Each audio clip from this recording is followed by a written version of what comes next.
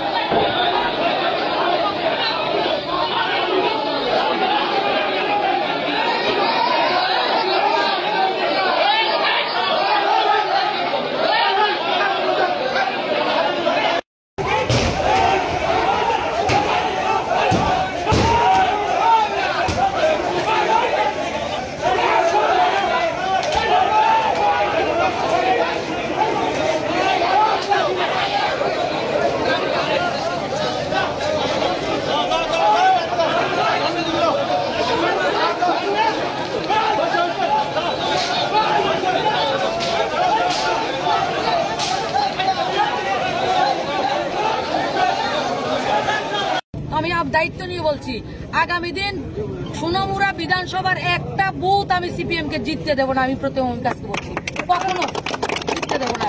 Sonamura sub ডিভিশনে কোনো booth তাদেরকে জিততে দেবো না।